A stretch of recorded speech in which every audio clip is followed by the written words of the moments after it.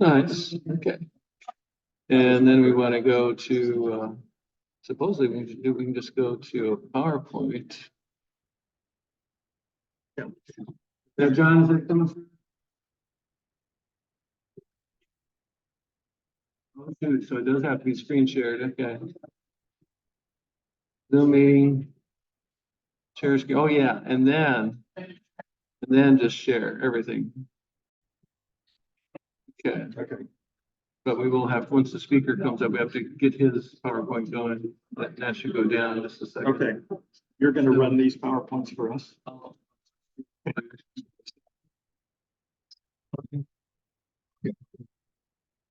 Good evening. Welcome to the SBAU public meeting for May, which our Vice President will introduce shortly. I want to tell you that on behalf of, or let you know that on behalf of the museum, they would like us to be out of this hall by 9:30 and completely, and that means all the posts among everybody that always happens, which is fine.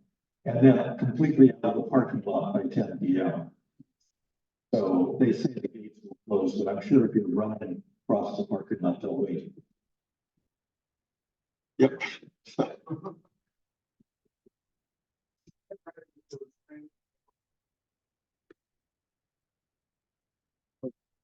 Okay. So due to construction, we're going to have any planetarium shows before this meeting, the usual free ones, which are pretty good until later this summer. And we're going to, oops, too many.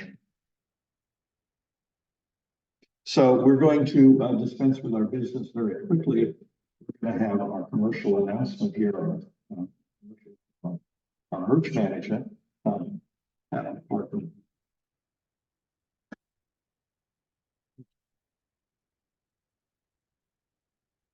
I think you condensed this 5-minute spiel down to 30 seconds, so I'm going to talk very fast. But I'm the merch manager. I'm also the treasurer, so you can give me your money to me and buy things. These are some of the items that I sell. I do not have all of them tonight, but I do have our handy dandy bag tonight. And also, one of our people has given us a whole bunch of NASA stickers. These are free, so come back to the table there in the back and get a NASA sticker. And these are only $20. So just send me an email to merchmgr@sbau.org, and we will get together and you'll have some merch. Oh, thank you. Thank you, Pat. And now we have Chuck doing the outreach plan for May.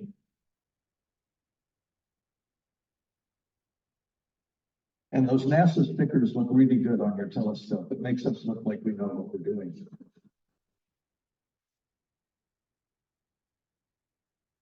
Okay, thanks, Gary.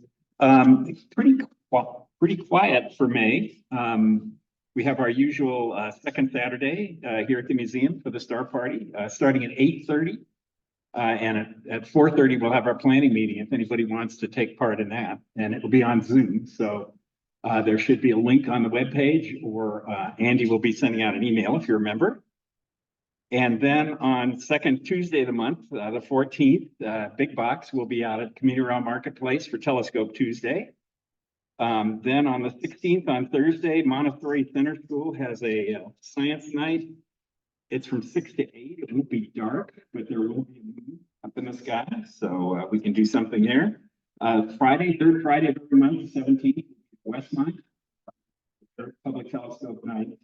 But the big thing for this month is International Astronomy Day. That's on Saturday, the 18th, again out of Community Realm Marketplace. We'll be there from set up at 9, and we'll be there from 10 to 4 with solar scopes and looking at the moon during the day and some activities. And then break for dinner, and then from 7 to 10, we'll have a star party out there. There's a lot of light, but thanks to Tom, we have some boxes we can put over some of the lights. Just don't tell the insurance people. And then on our sheet here, we have on the 21st, Santa Barbara High School AP students, AP Physics at Westmont. The professor at Westmont changed the day to Wednesday, the 22nd. And I can't get him to commit to a time yet, but I'm assuming it will be something like 11 to 1, but I'll send an email out to my outreaches about that. And then that's pretty much it for the month. So thanks. And we have propaganda here, star maps and bookmarks and other goodies. And I have it on good assurance that the bookmarks will even work on a Kindle if you have a piece of blue tape. So Steve is science, technology, engineering, art, and math. It used to be just STEM, but hard got put in. Yeah. Thank you. Okay. Thank you, Ted. And now our illustrious Vice President and former radio host, Baron Ron Herring, to introduce our speaker. All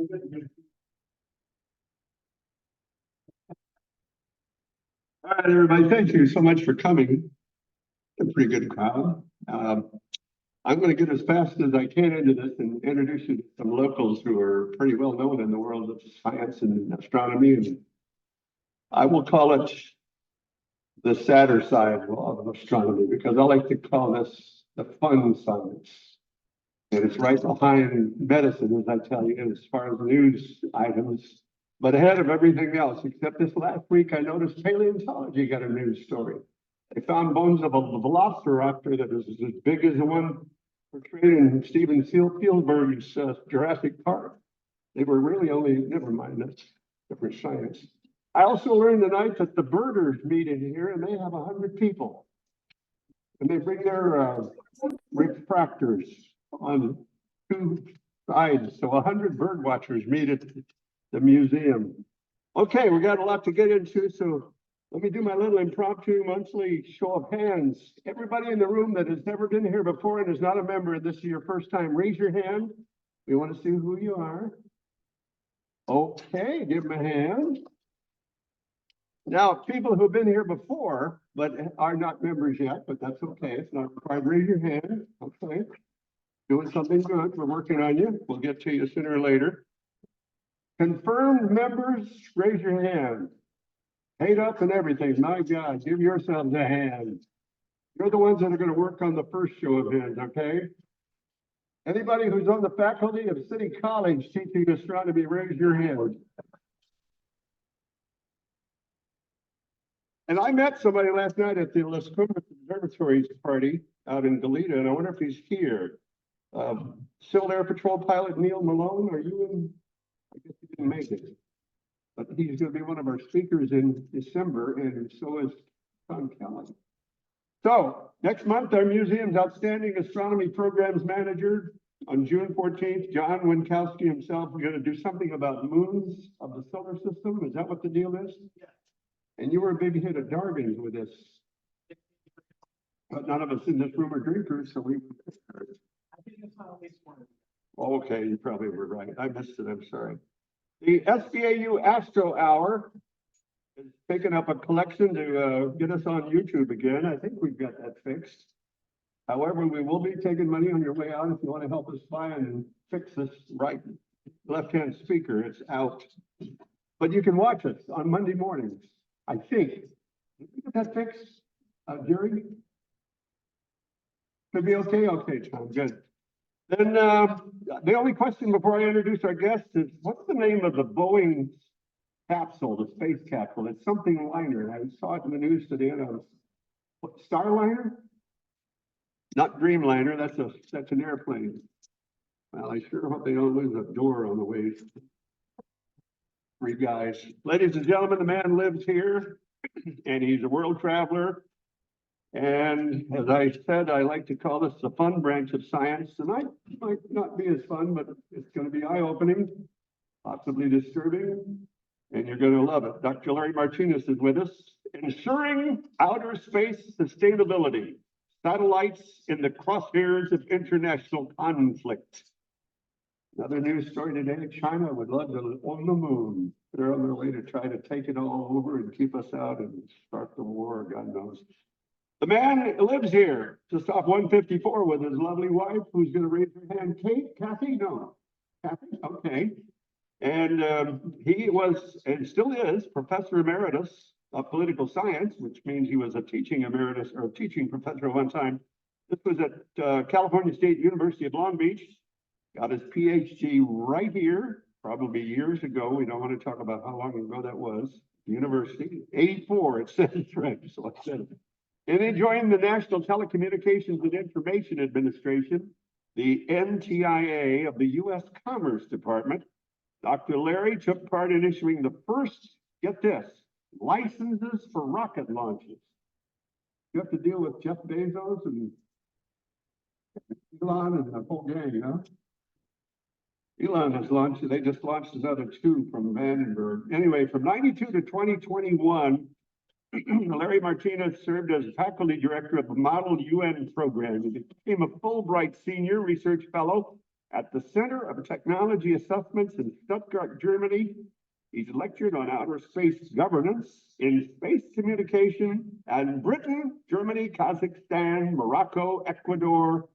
Settle down here, though. Dr. Larry regularly attends meetings of the UN Outer Space Committee regarding space law, and just got back from a big summit in Europe put together by the UN. Let's hear it for him as we welcome him to the stage. Larry Martinez. Also provided his own laptop for us to use. Thank you, Larry. Hey. Yeah.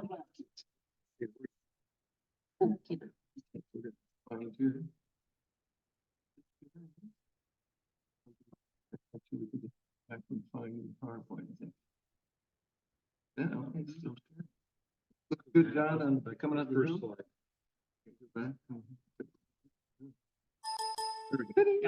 Great. Okay, well, thank you very much, Ron, for that introduction, and thanks to your team here for setting everything up. Of course, when you're doing anything on Zoom, if everything works, it's a marvelous, let's say, coincidence of good fortune. And so let's hope that it reigns true here. I'm sure it will. I'm sure it will. Also sitting next to my wife, this is actually an inter-club, let's say, exchange this evening, quite in a pleasant surprise. Dorothy, who is the treasurer of the Santa Barbara Amateur Radio Club, and I am her successor as secretary of the club for years. Dorothy, raise your hand. Yeah, there she is. She took faithfully all the minutes of the club during its years of happiness and let's say total communication, throughput on the Mesa, where the repeater has been for 50 years. And if you've seen the news lately, the city of Santa Barbara is kicking out the Ham Radio Club repeater from the Mesa site that it's had for 50 years. And we are now looking for a new site for the repeater. Of course, amateur radio operators are very much attuned to our earthquake situation here, and that in the next 5 seconds, there could be a 7.5 earthquake. All your cell networks are going to go down. All your electricity is going to go down, and it could be down for a long time. The amateur radio community is very much attuned, like the astronomers, to the sky. And we just installed a Starlink satellite terminal, so we will have solar-powered internet capability in a network, but we need to get a new location for our repeater that's currently on the Mesa, and the city is going to bulldoze the whole site and cover up the water reservoirs there. Interesting. Anyway, it's a great pleasure to be here this evening, and I've always been very, very much a person who's attuned to looking at the night sky. And just sitting here before this meeting started, we were talking about doing astrophotography. And I just remember being on a sailboat on the backside of Santa Cruz Island one night, and where I mean, the Milky Way really is a Milky Way when you see it like that. And it was just a wonderful surprise to see it, even amidst, you can see some of the glare of LA off in the distance, but there on the backside of Santa Cruz, it was really we are so lucky here in Santa Barbara to have the dark skies that we do. Okay, Ron was mentioning this is sort of I don't want this to be a downer. I want this to be a lecture of hope, okay? That we are not locked into a downward spiral into a calamitous future for outer space and for astronomy. I attend as an observer of the International Institute of Space Law, which is a collection of 300 people who decided to cast away all hopes for a normal legal career and to go into something as uneconomical as outer space law. And so I wrote a dissertation at UC Santa Barbara. My department in political science at UCSB was very courageous to let me do it, but it was about the politics of the geostationary orbit. And this was back in the 1980s when there was a huge boom in, let's say, international television broadcasting. And literally hundreds of millions of dollars were being made by these new networks, both internationally and nationally. You may have heard of Ted Turner and Home Box Office, and the fact that he revolutionized let's say, the entire TV industry by disintermediating it, by going to satellites and bypassing the AT&T terrestrial network. And because of this huge success of these satellite entrepreneurs to bypass the traditional monopolies that used to be a bottleneck for much of the telecommunications and broadcasting, is that there was a great deal of interest in how many satellites can you put in the geostationary orbit.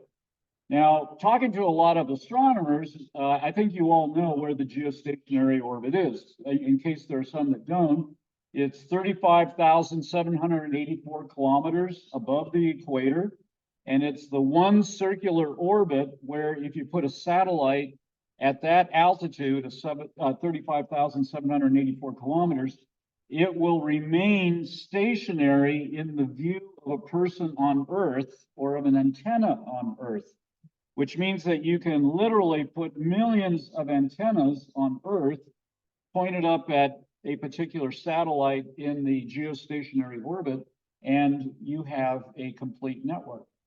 And so this was the boom that began in the late 1970s.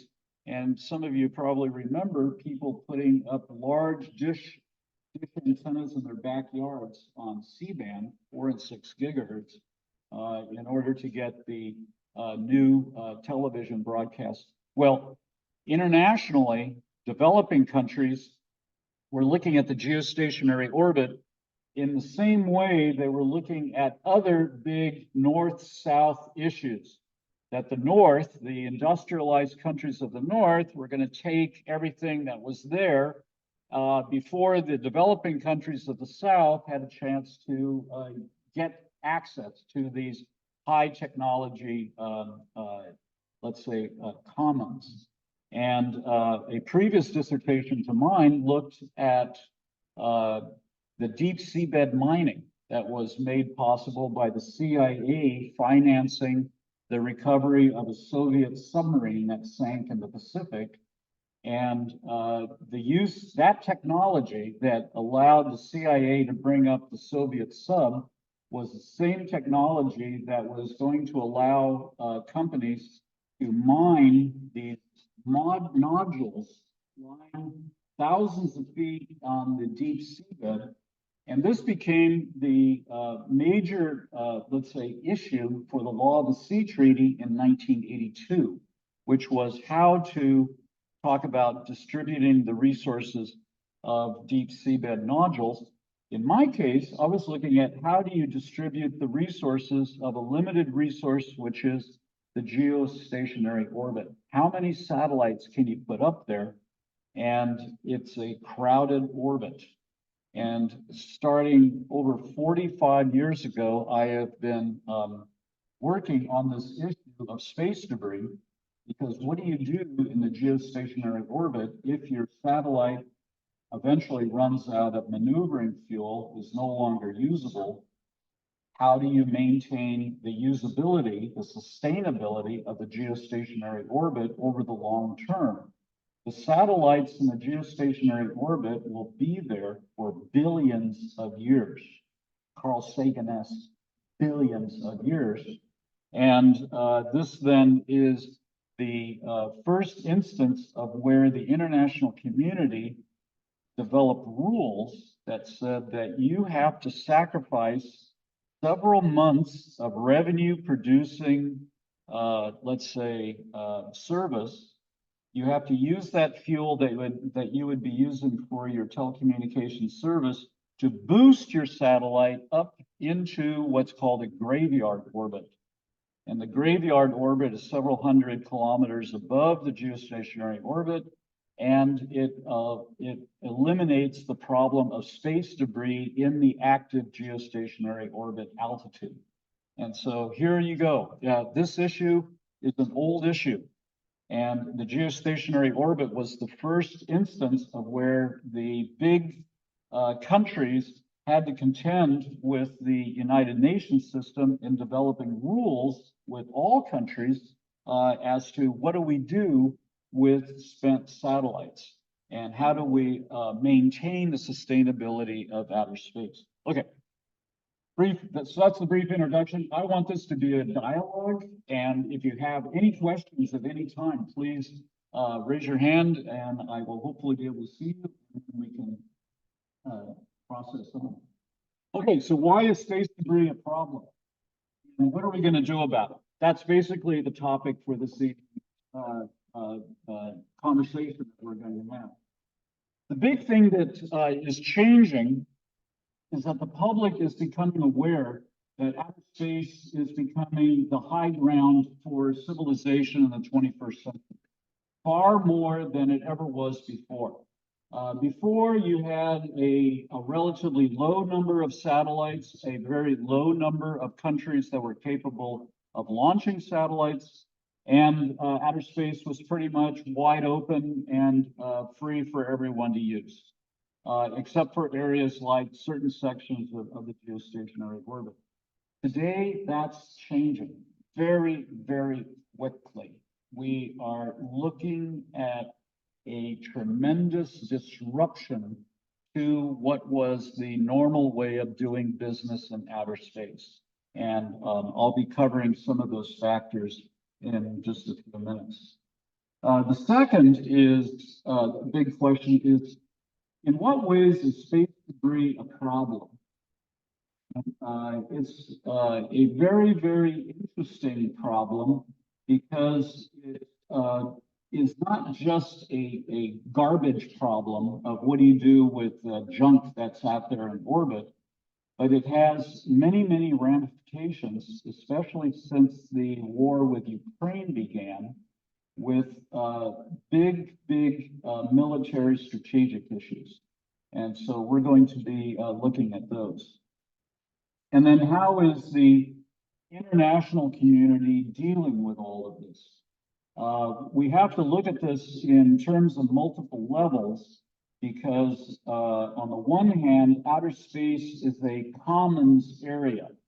It is ruled by international treaties. No country can own outer space.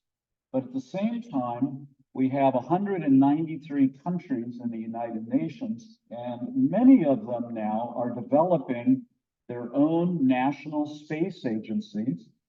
They are passing legislation in their parliaments or their congresses or whatever to develop their laws for how they are going to manage their activities of their companies and their governmental entities and their military establishments in the outer space realm. And so you have to think of it as something like a wedding cake of multiple levels. At the top, the international level, then in the middle, the national level, and then in complicated political systems like the United States, we have state level agencies dealing with outer space. And so you have the complete panoply of actors involved. And so this is what we're looking at. Okay, I'm a non-reformed college professor, and so I can't help but introduce you to a little bit of theory. Okay, so tighten your seatbelt. All right. And the theory is pretty simple, but it explains a lot. And the theory is, how does technology act as a disruptor? Why or how is it? Because everybody mentions the symptoms, but no one really has the theoretical, let's say, courage, like Apple getting rid of the headphone jack. That was an act of courage. How is it that technology is such a disruptor? Because this is what we're looking at here, which is the disruption of outer space by technology. And a Nobel laureate in economics, Oliver Williamson, was awarded that Nobel Prize for his work in what he called transaction cost analysis. And that you can look at institutions, you can look at processes as defined by transaction costs. And you can look then at transaction costs as defining the role of these big institutions. So for instance, one example of a disruptive technology is this. This is a caravel. It was developed mainly by the Portuguese. Of course, they were borrowing technologies from everyone else. But this ship revolutionized and completely changed the world, because the Portuguese back in the 15th century, actually 14th century as well, took this ship and they could go around Africa. Why did they want to go around Africa? They wanted to go around Africa to get to India and what we call today Indonesia, because of the Spice Islands and the profitability of being able to get spices off these islands in Indonesia and India. Their transport previously was monopolized by the Arab traders, well, first Indian and then Arab traders through the Middle East all the way into Venice, who charged huge price gouging in order to transport these spices to their eventual markets. Well, with the caravel, you could go around Africa and bypass, that is to say, in the economic sense, you're disintermediating those entities in the Middle East. And the profitability of one of these ships going to the Spice Islands and coming back to Portugal was 32,000%. So you made a 32,000% profit if you made it. Now, 1/3 of your crew would die of scurvy. A lot of ships were lost in storms, but the ships that made it fueled the most powerful countries ever to rule the earth. And those countries were the Netherlands, Spain, Portugal, Britain. And the basis of their power was on that ship that was able to sail against the wind more effectively than other ships. And this is the whole idea of disintermediating, that is taking out the middleman out of the equation. Okay. In 1600, based on the caravel, you have now world trade that goes in ways that go around Africa, and it's essentially shutting off monopoly that used to exist between India and the Middle East into Europe. Because you can now go this way, and as a Genovese sailor named Christopher Columbus proved, is that there was this big thing sticking in the way of getting to China and the Spice Islands, and he later found out that this big thing in the way was America. And later, Spaniards, Portuguese, and so forth, they found that there was indeed a great deal of silver to be gotten from mines here in South America, which made for a while Spain the most powerful country on earth. Unfortunately, they had really bad economists in Spain who didn't understand inflation. And so that didn't quite work out as they could have wished. Here's a technology that is a disintermediator, and this is based on Moore's law.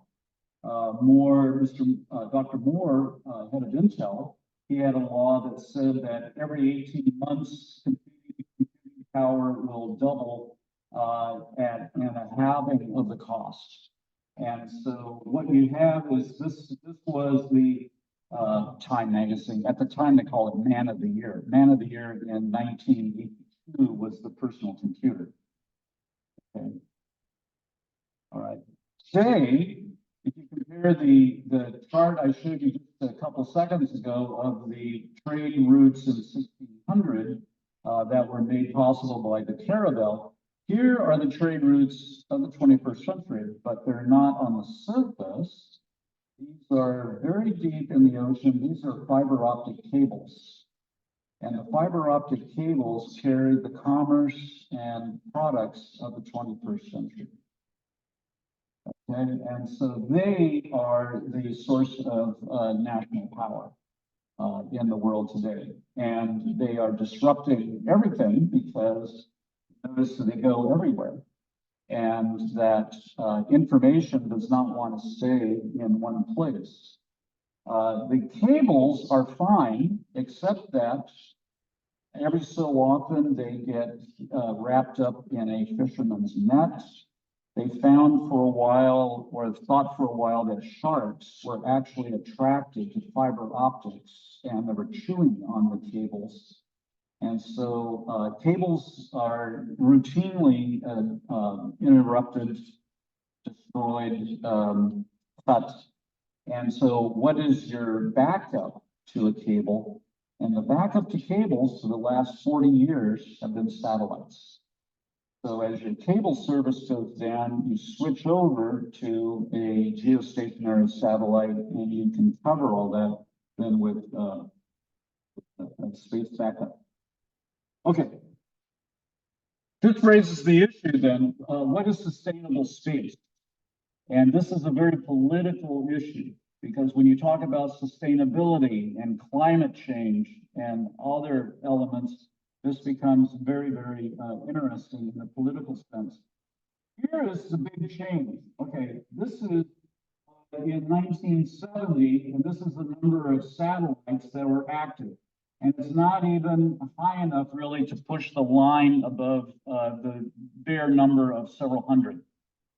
Okay, this is the year 2000, this is the year 2020, and this is where 2020 is, thanks to a guy by the name of Elon. Okay, and Elon, Kathy and I watch from our kitchen door, almost weekly launches at Vandenberg of 21 Starlink satellites. So we're at an inflection point where commercial companies, not governments, are dominating outer space. So keep that in mind. Outer space today is fundamentally different than it has ever been before, because before it was dominated by governments, and really just a few governments. Today, outer space is dominated by private commercial companies. And the differences in law between what a private commercial company can do and what a government does, it can be very, very different. So this is the setting. I just wanted to put together the setting for looking at space debris. let's take a look at the way in which the public oftentimes sees this. Work? Yes, question.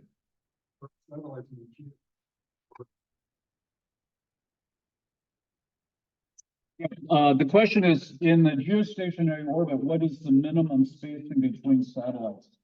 1 degree in the geostationary orbit is 700 kilometers. So if you put satellites at 1 degree apart, they're 700 kilometers apart, which is more than enough. Oftentimes you'll co-locate satellites in the geostationary, and they could be only 50 kilometers apart or less. That's not the problem. The problem is, what is the aperture of the dish antennas on the ground accessing the satellites? Because the satellites are using radio frequencies allocated by the International Telecommunication Union, and they're all on the same bands dedicated to satellite communications. And so the problem is that what is the required spacing in a frequency band for a given antenna of a set size on the Earth?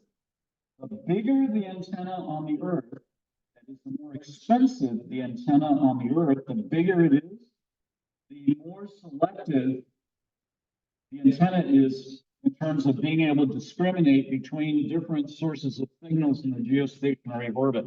So if you have cheap antennas on the ground, which, if you know, all of your direct-to-home satellite broadcasters want, because they're making millions of them, you want as cheap as possible a dish on the ground. That means your satellites up in the orbit have to be far apart. And that's the trade-off, is you could put all your money into bigger dishes on the ground that would be able to discriminate between satellites, but then you're going to have less slots in the geostationary orbit. And this is what the developing countries were worried about, which was, you're going to have so many satellites in the geostationary orbit that you're going to raise the price for a ground station to such a level that they're not going to be able to afford it. Yeah.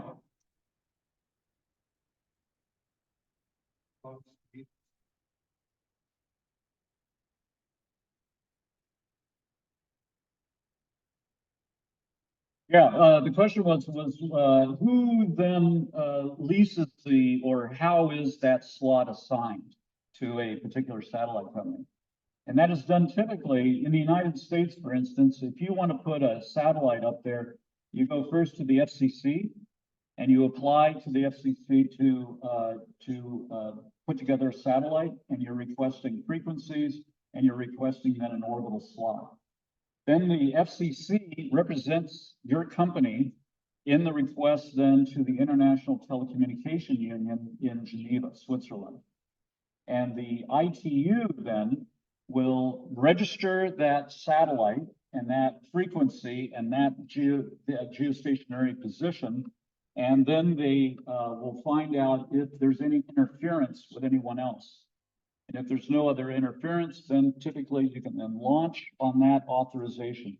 So you're getting registered twice, once at the national level, FCC, and once at the international level with the ITU.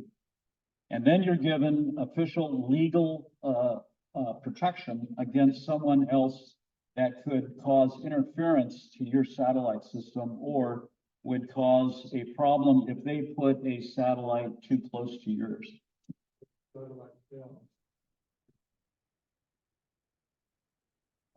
Yeah, if the satellite fails, then your the thought was originally satellites would fail after about 10 to 15 years.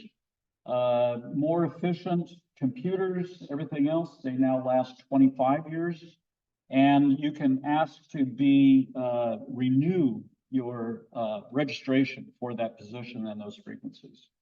And that's typically what they do. So countries have been using the same slots for decades. Other question? Yes. Multiple slots ahead of time, or do you have to have 5 satellites ready to go? Excellent question, because that is the big stumbling block at the ITU, which are the so-called paper satellites. And so countries have registered many satellites for international companies, and then, but they never really intend to launch.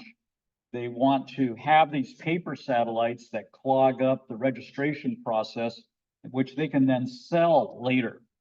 And so there was one country that was Tonga, and Tonga registered about 300 satellites, all paper satellites. They couldn't possibly use them all, but a colleague of mine once wrote a paper called "It Takes 2 to Tango and 300 to Tonga Sat." Okay.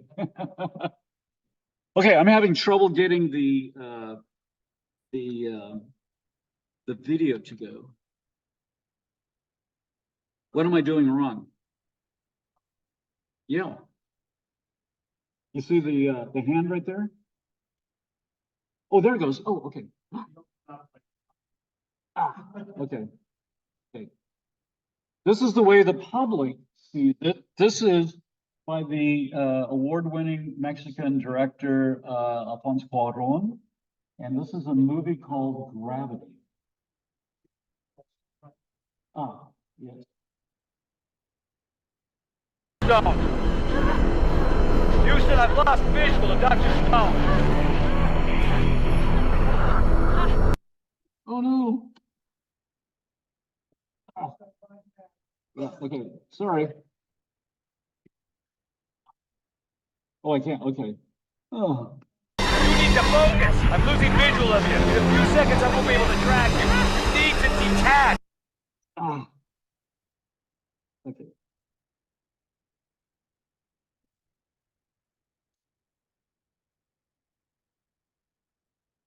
There, okay. Okay, this is the 2013 film called Gravity. How many of you have seen this movie? A fantastic movie. And in 2013, it had special meaning for me because, you know, in the movie, Sandra Bullock, as the U.S. astronaut, she comes back to Earth on a Chinese space capsule. And in 2013, I was attending the International Astronomical Congress in Beijing, China, and they had that exact same kind of capsule there in the exhibition hall as I've just seen them before. Let's watch this brief scene explaining how space debris is becoming a problem, and this is a way that makes it very, very vivid for a public. Hands. ISS, this is Houston. Explorer, this is Houston. Go ahead, Houston. Mission abort. Repeat. Mission abort. Initiate emergency disconnect from Hubble. Begin re-entry procedure. ISS, initiate emergency evacuation. Copy all, Houston, and in work. Matt, immediate return to Explorer. I'm working on the Hubble. Immediate return to Explorer. Copy. Explorer, prep airlock. Airlock engaged, ready to receive. Houston, elaborate. Debris from the missile strike has caused a chain reaction, hitting other satellites and creating new debris. Traveling faster than a high-speed bullet up towards your altitude. Now copy. Copy all. Put a bow on it, Dr. Stone. I can't. The board is still initializing. I'm not gonna ask you again. 1 second. Not 1 second, now. Shut it down. That's an order. Okay, I'm sorry. I'm done. Kowalski, initiate emergency disconnect from the Hubble. All right, Sharif, let's do this. Roger, Matt. Houston, update? Well, we have a full-on chain reaction. It's been confirmed that it's the unintentional side effect of the Russians striking one of their own satellites. They shut down their own satellite. Right at disposal. Most likely a spy sat gone bad. Now it's shrapnel.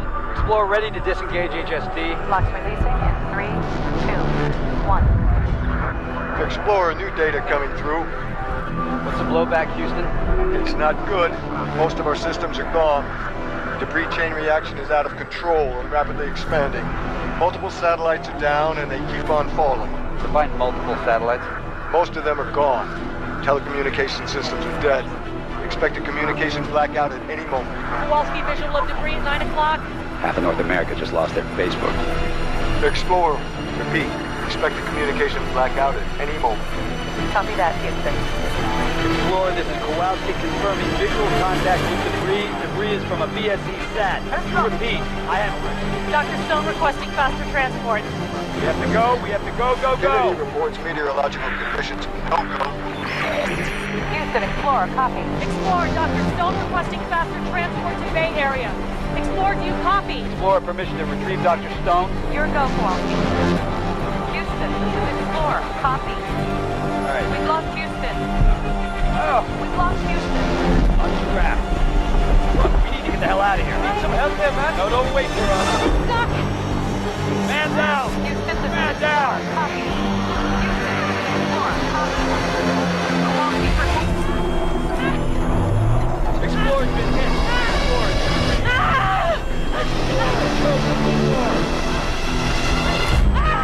Astronaut is off structure. Dr. Stone is off structure. Dr. Stone, detach. You must detach. If you don't detach, that arm's gonna carry you too far.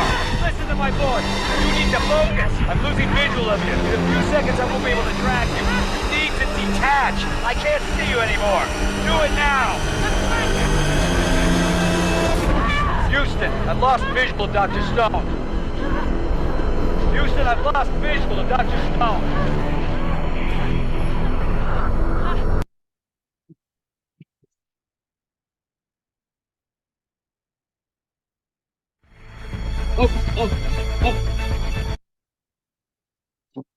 Okay, now I'm gonna get back to.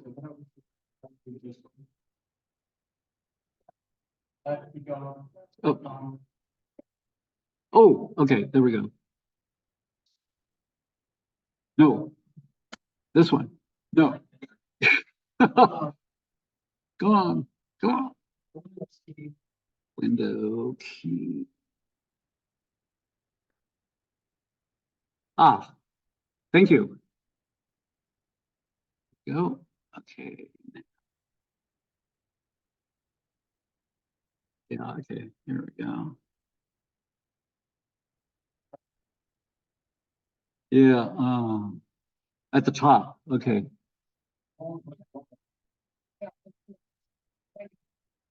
The light, it was, just a second, okay.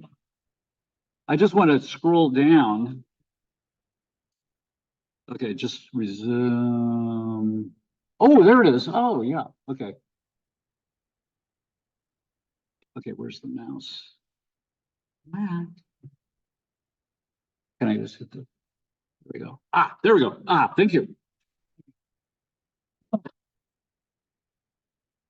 Yeah, it was really something to teach me during the pandemic on Zoom, and having 35 students, all these screens, and then doing the share screen.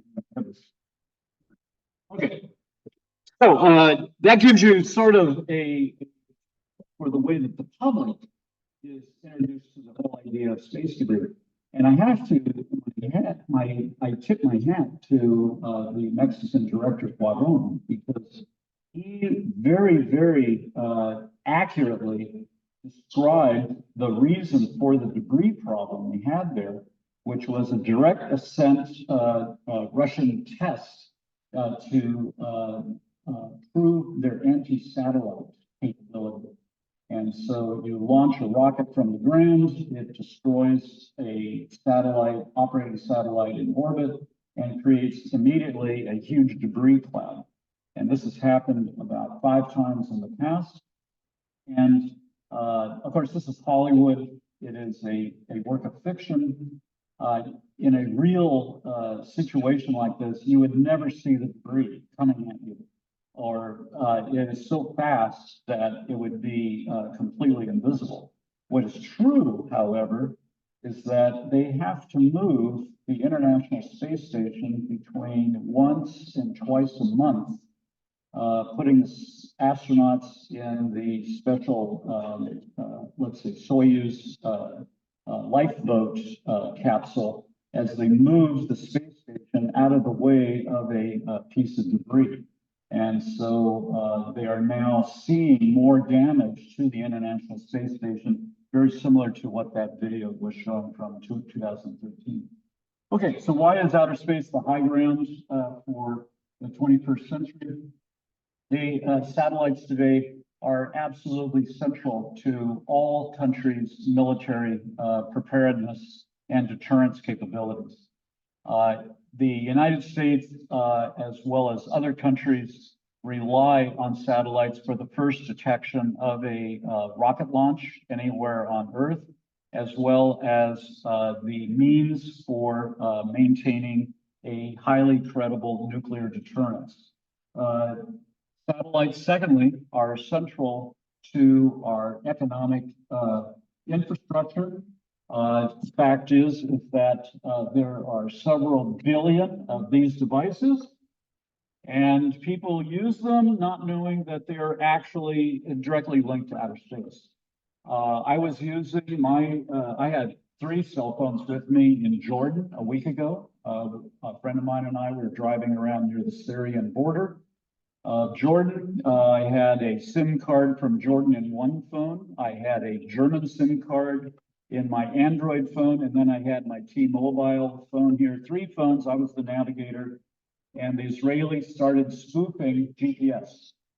And instead of it taking 10 minutes for us to drive through Idlib on the way to Qais at the Syrian border, it took us an hour to get back through Idlib because the Israelis were spoofing GPS, and at inopportune times, the GPS would show our location as being in the middle of Beirut Airport, which we were not in the middle of Beirut Airport.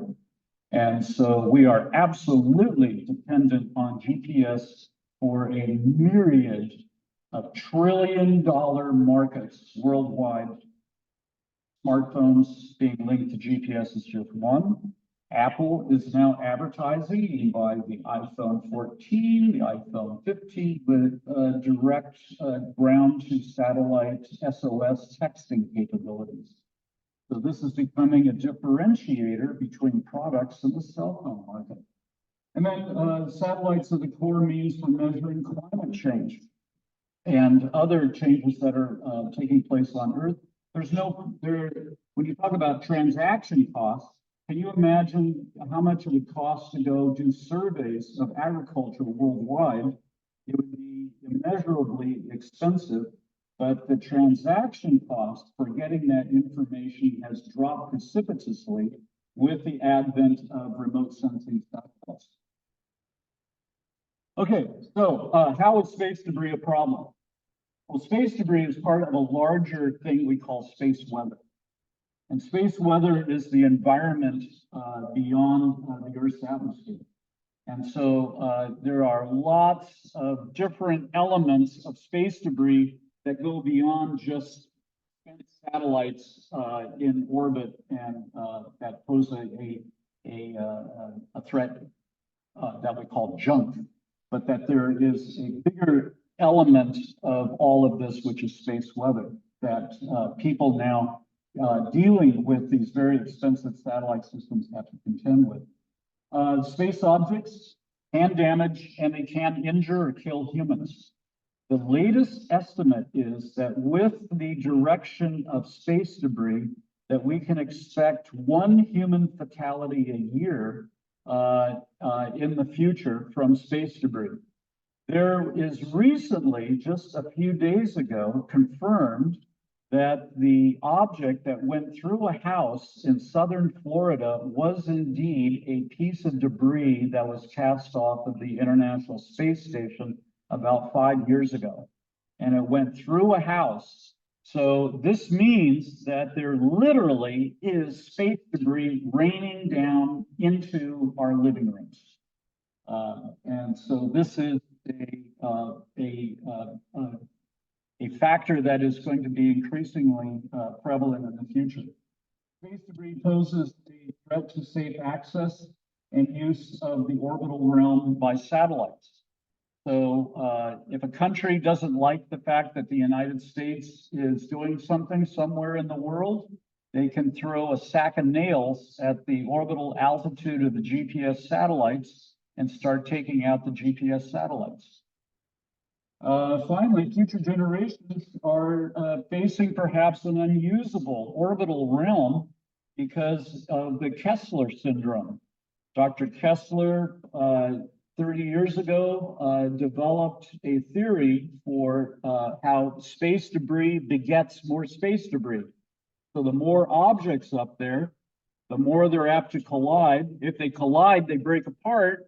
The more they break apart, the more pieces you have, the more pieces you have, the more pieces they hit, and more pieces and more pieces and more pieces.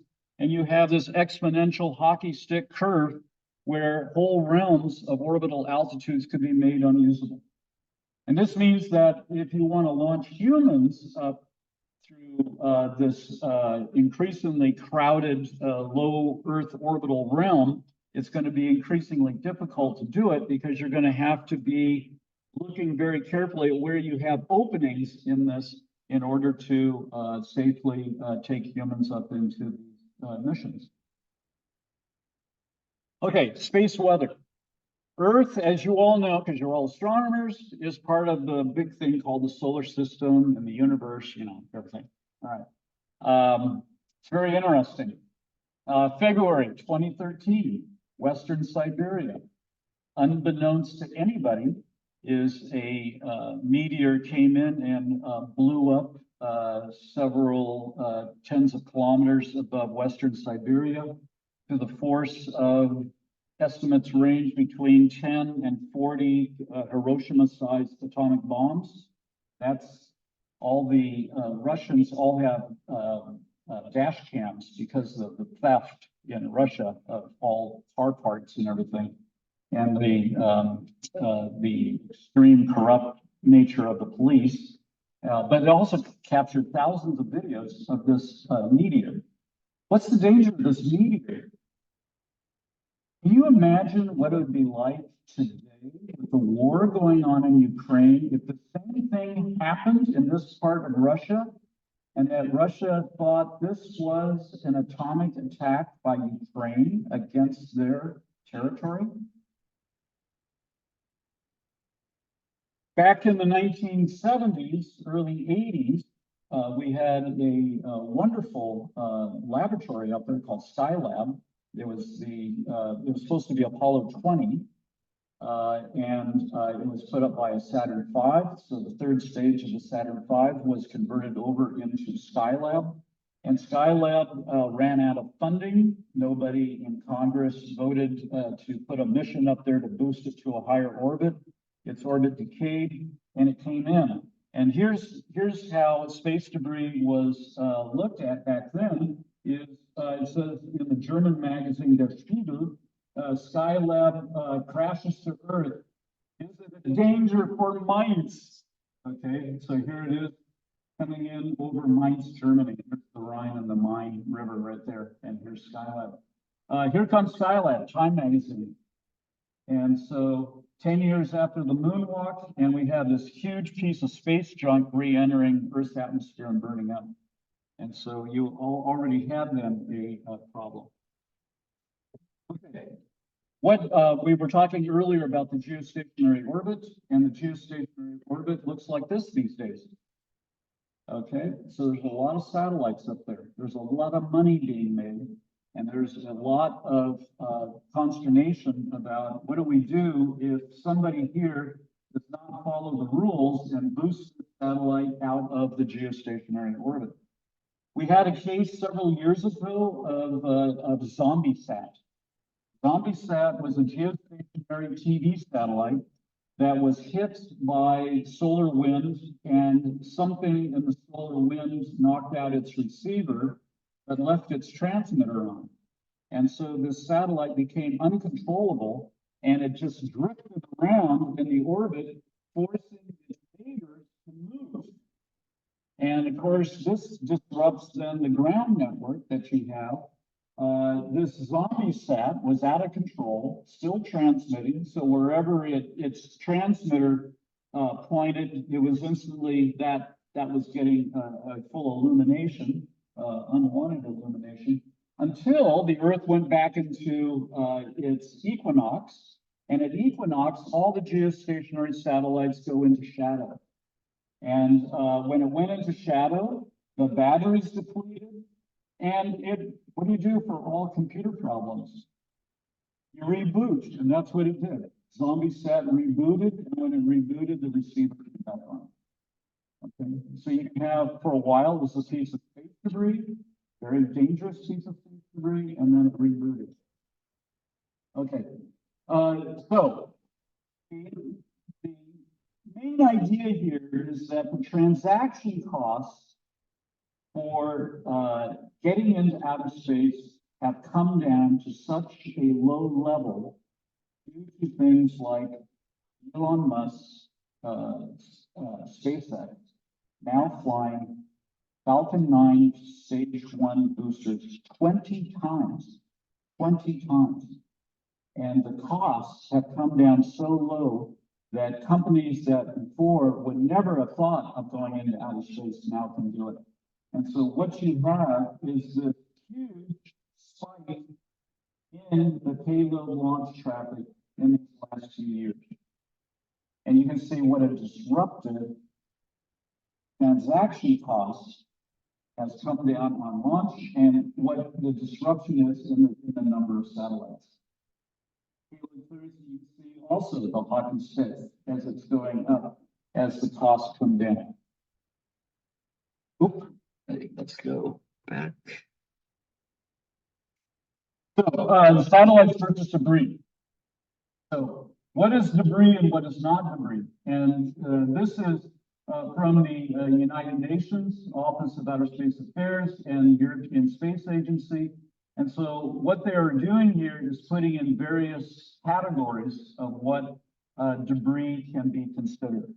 Because when you talk about debris, it's a lot of different types of things that make it even more complicated to talk about solutions. So for instance, you have depleted rocket stages. Okay. Rocket stages, satellites, so 2040, rocket stages, 2,800 satellites, 21,000 pieces of other debris objects, 36,000 fragments larger than 10 centimeters, 1 million fragments between 1 and 10, and 130 million fragments out there of 1 millimeter to 10. So the population of outer space then is becoming very, very problematic. The current estimate is 130 million objects between 1 centimeter and 1 millimeter in outer space. A paint flash, a little piece of paint, 1 millimeter in size, can ruin your day if you're an astronaut on Facebook.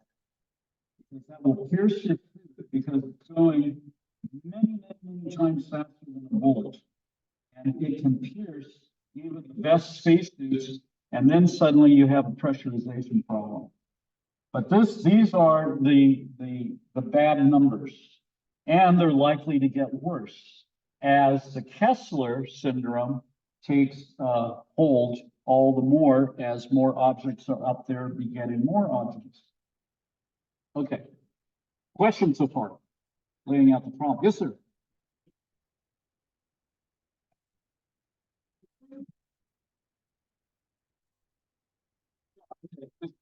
The question is, when are we going to develop a space vacuum cleaner? Which would be perfect, except that outer space is sort of a vacuum itself. So the problem is how do you vacuum a vacuum? And not to make light of, but that is literally what companies are trying to develop today. When I go to these conferences, they have, let's say, test satellite designs, and they actually have some that you can actually go up and touch and see what they're doing. They want to use nets. One is to use nets. And so you would have a satellite that would be launched, and it would then literally throw out a net and then pull it in, and then you would boost it into either a higher orbit where it doesn't pose the same problems, or you would attach a mechanism on it. And oftentimes this is something like a little solar cell, a sail, not cell, sail and it cranks up this little foil sail, and the sail then catches the solar wind, and it deteriorates the orbit far faster to bring it in for a fiery re-entry, which would then destroy the piece of debris. That's one of the possible solutions. Another solution for all of the little tiny pieces is that you would use lasers on the ground, and you can use lasers to actually change the orbits of the satellites in orbit. And you can push them using the pressure of the photons of the laser into other orbits, and thereby speed up the deterioration of the orbit. That works most effectively at lower altitudes, where the objects, if you are in the area of a low Earth orbit, objects will stay up there for either 1 year to 100 years. Above that, they're going to be in orbit for tens of thousands of years. And if you go all the way out to geostationary, you're talking about billions of years. So it doesn't really work at the higher altitudes because the satellites are going to stay there for a long time. But for the lower altitudes, where you do get appreciable amounts of atmospheric oxygen molecules that slow things up, as well as solar wind, then you do have some hope. There was another question. This. Maximum amount of satellites that could orbit. But failure of one, or malfunction of one, a cascade effect that would result in catastrophic destruction of all satellites. You're asking the question of the Kessler syndrome, and the Kessler syndrome addresses that precisely. And again, it's a factor of at what altitude you're talking about, and the sizes of the satellites, and it's how much exposure does the shape of the satellite pose to things like solar wind. So when you have satellites, Elon Musk a couple of years ago launched a Starlink launch, and they didn't check the solar wind prediction, and all the satellites re-entered within a couple of hours. And so obviously that was a miscalculation of the drag effect of the solar wind on those satellites. If a satellite is relatively small, if it's a piece of debris that's relatively small, then the solar wind is not going to play that much of a role, as well as if it has a smaller profile, then there's less of a likelihood of it hitting something else. If your satellite has huge solar panels on it, it is literally sometimes as long as a half of a football field or longer, with huge solar panels. That presents a much larger, let's say, exposure to other pieces of debris. So this is where they're trying to develop AI type of means for calculating exactly what you're talking about.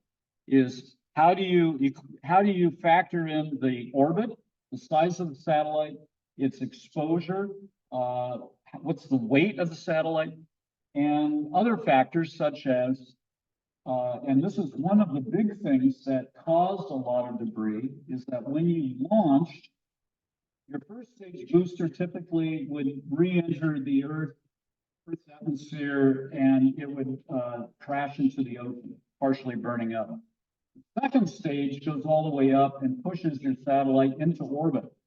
They then separate the satellite from the second stage. The second stage tanks are never completely depleted. They always have remnants of rocket fuel in them, and these tend to blow up.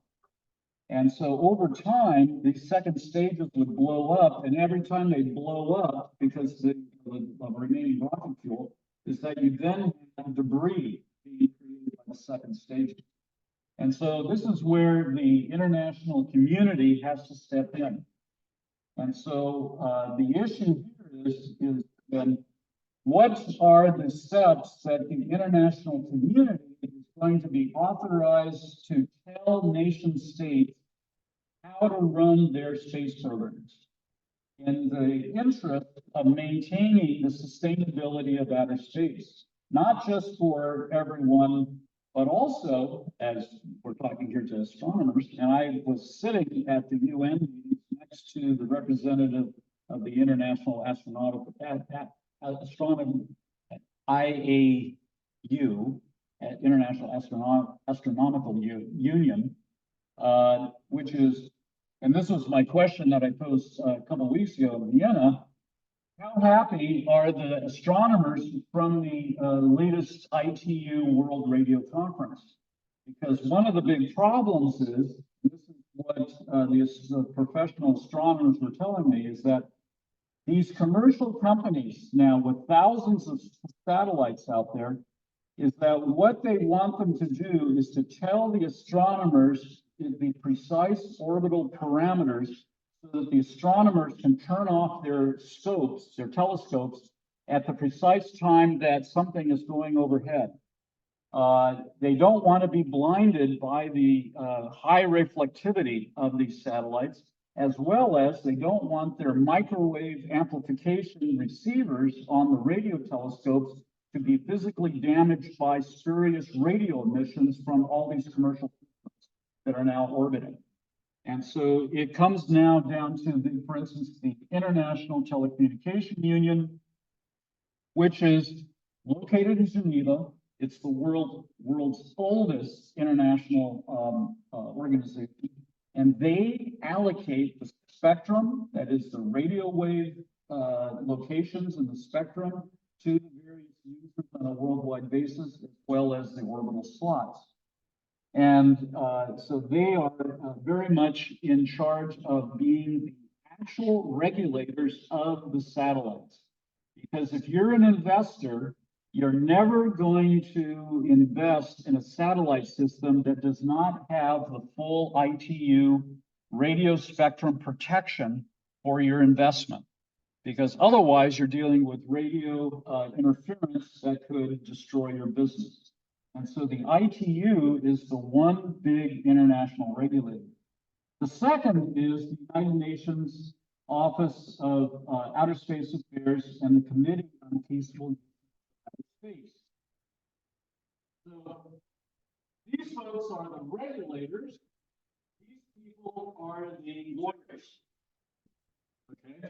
And the lawyers are setting things up in order to provide the legal authorization for practices that will maintain the sustainability of outer space. In 2019, the Committee on Peaceful Use of Outer Space passed one of the most significant documents, which is the long-term sustainability guidelines for outer space. And this lays out the best practices for other countries to follow in terms of what then is going to be, let's say, the best way forward so that we can have a future where all countries can fully use the outer space environment. The problem is, is that because of the lowering transaction costs on everything, such as space launch, the other big problem, which is not addressed in the long-term sustainability guidelines, is the whole aspect of cyber warfare in space. And if you're looking at the war in Ukraine, and I was just in Jordan 2 days after the Iranian drone attack against Israel. Royal Jordanian Airlines still flew in, so I didn't have any problems getting into Jordan. But all of those drones that were sighted then by the United States and Israeli forces that were coming out of Iran being directed against Israel, these were all then shot down with the use of cyber weapons. So you're able then to essentially blast a drone out of operability by intense bursts of radio frequency energy. We sometimes, in the nuclear parlance, we call it electromagnetic pulse. but you can use other cyber weapons, such as spoofing GPS that was placing me at Beirut Airport, as a means for this whole idea of how do you then control the use of the outer space environment, and who is going to be the regulator of all that. And we are at a very, very, very early preliminary stage of developing the rules for the use of cyber warfare in outer space. And this is what my chapter in the Oxford handbook on space security describes, is what we now are looking at in terms of the cyber warfare in outer space. You recently heard about 2 months ago the rumor that the Russians had a nuclear weapon in space. But they don't have a nuclear weapon in space. What they have is a nuclear power source in space in order to drive a super strong radio transmitter that can be used to disable satellites using electromagnetic pulse. And so this is part of the militarization of outer space that is taking place. And it directly relates then to efforts to mitigate the problem of space debris. The third is the group of government experts, and this is in the area of disarmament. Oh, it's a hand. I'm sorry. Go ahead.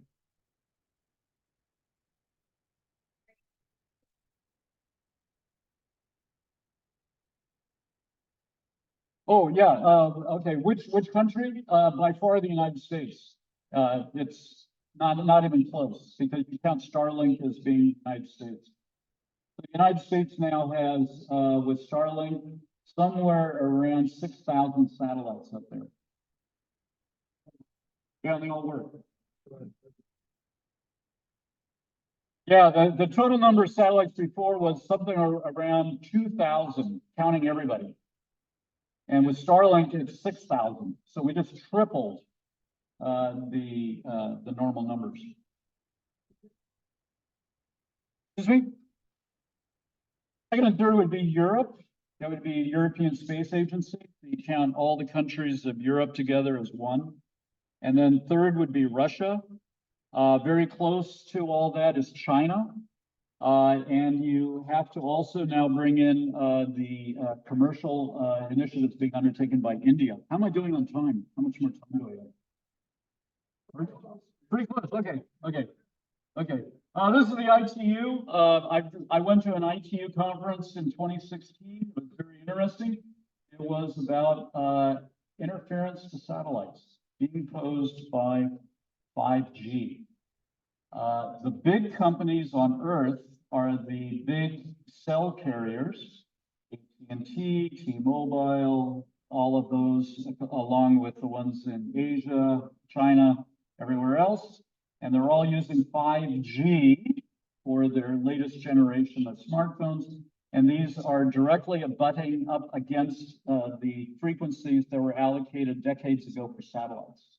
And so the problem is how do you now coordinate the use of the ground frequencies for smartphone use on 5G with the necessity of communicating between Earth and the ground and between satellites in space? All taken up by the ITU. At every 4 years, there's not only an Olympics, there's also a World Radio Conference where decisions that are worth trillions are made.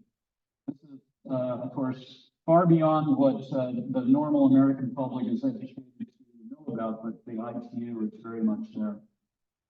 On terms of treaties that come out of the UN, we have in 1967 the Outer Space Treaty. The Outer Space Treaty is the Magna Carta. It's the constitution for outer space. Following that is the treaty most close to my heart as a would-be lawyer, but I'm not a lawyer, I'm a political scientist, is the Liability Convention.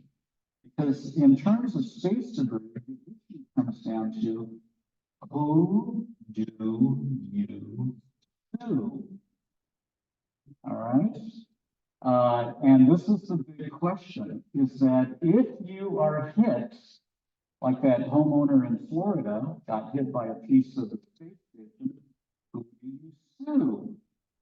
problem is that because the space station is United States and the affected person was a U.S. citizen in U.S. territory, the liability convention says you don't have to pay in slots.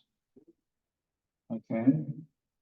But if you have a piece of space debris that comes down and hits an airplane in flight, you have absolute liability.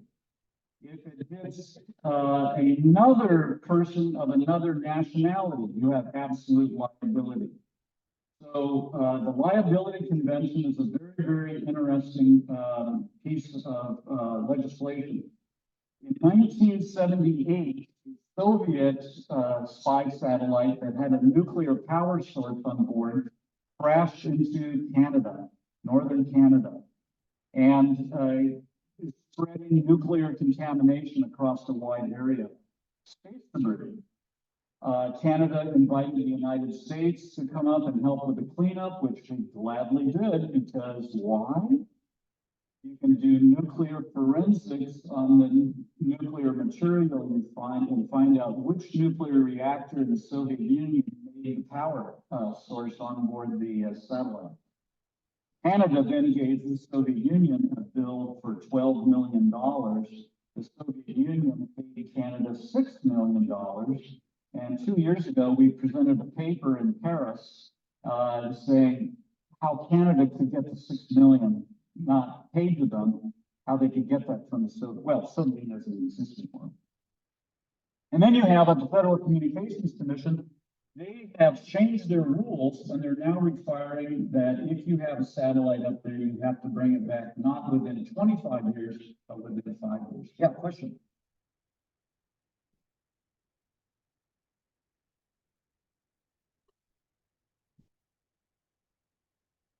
Good question. Does the Outer Space Treaty cover only governmental entities? It has a provision in Article 6 that says all countries will exercise supervision over activities of their commercial companies. So what is effective supervision? This is what the lawyers are arguing about, because especially for space debris, what is the best practice? What is going to keep you out of court under the liability convention? So if somebody says, okay, well, we had a bad accident in space, we hit a satellite, and if you hit another object in space, it's fault-based liability, not absolute liability. So it's like a traffic accident. You're trying to figure out, well, they crossed the crosswalk too soon, and this guy didn't brake soon enough, and you balance these various degrees of fault. And that's what happens when you're in outer space. And so if you have two commercial companies and they hit each other, then it's an interesting question, because it will eventually end up most likely in a national court or an international court of arbitration. So the international and national responses is to form organizations. These are two of the most interesting. Space Data Association is trying to collect all the data of all these pieces up there in space so that you can make a prediction of when satellites are going to come too close.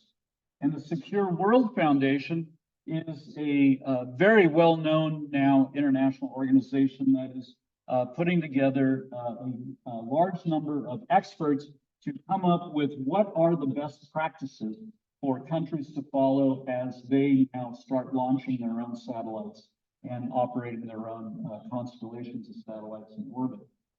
This is the big one for debris. And this is where in 2015, 2021, Russia destroyed 2 satellites in orbit, creating both times big clouds of debris. China in 2007 created a big cloud of debris with an anti-satellite test. The United States wanted to prove that it could do it in 2008, but we said, well, our satellite that we destroyed was in a very low orbit and the debris cloud quickly burned up in the atmosphere. And then finally, fourth, India proved that they had an anti-satellite capability and destroyed one in 2019, also creating a very large debris cloud. This is now being outlawed.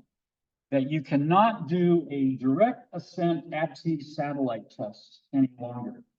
Now, this is not a treaty. It is merely a voluntary guideline, but it indicates the degree of concern that people have now that these military tests should not go forward.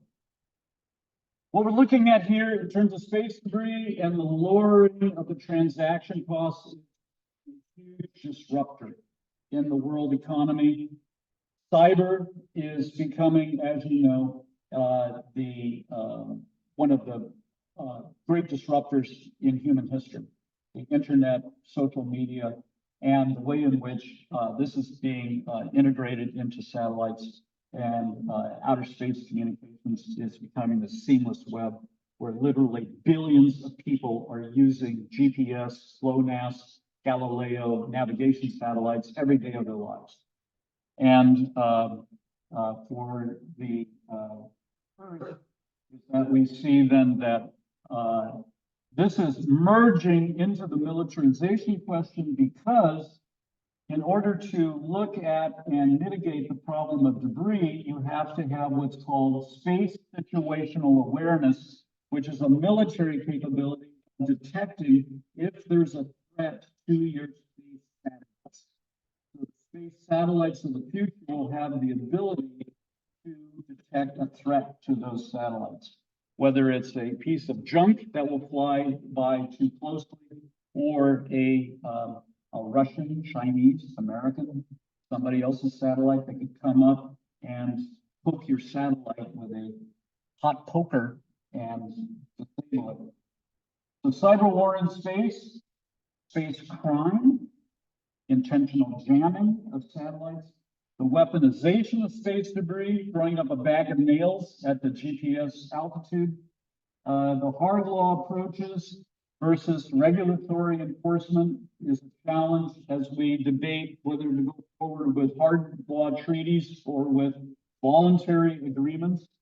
And then the soft law approaches and what we are now doing with the Office of Space Commerce in the U.S. Department of Commerce.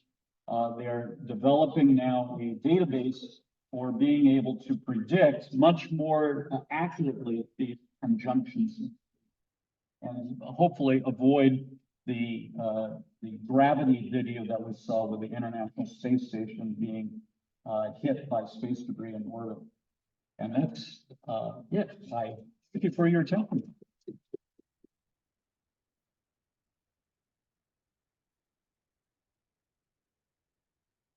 Dr. Larry, good. You had it down. Your breath is down. Well, wait a minute. Oh, yeah, I've got something for you. Yeah, like Dave over here, one of our members told me, you Star Wars freak, what's tomorrow? May the 4th be with you.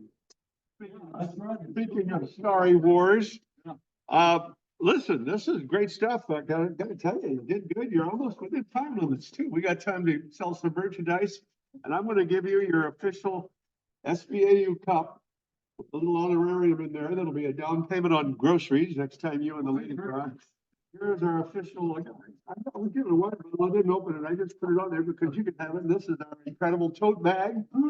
As far as we're concerned, my friend, you are a member of the club. Great. We are here. I would love. Okay. We're here most first Fridays. Next month is going to be the second Friday, and John's going to speak to us.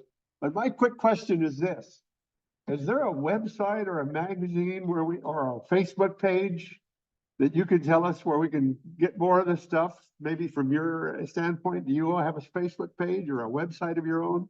Come over here so we can. Yeah, what I would recommend is that on this is the Secure World Foundation, SWFfoundation.org. They are the world experts. All right. And Tokyo, middle of July, sustainability conference. Probably have you back soon. I hope it's not going to get worse. Yeah, we're good. Take care of that lady. Everybody, thank you. I check with Pat. and appreciate it, those of you watching. We'll see you next month on the second Friday, okay? Join the club if you're not part of us. Mr. President, thank you. We'll see you all next month. Don't forget, July 5th, bring a covered dish. We're gonna meet down next to the creek and have our big potluck from earlier, like 5 o'clock till 7 or 8, around dark. We might even work in a planets. Oh, no more planetarium. You want to close the meeting, Mr. President? Make it official. We have to be out.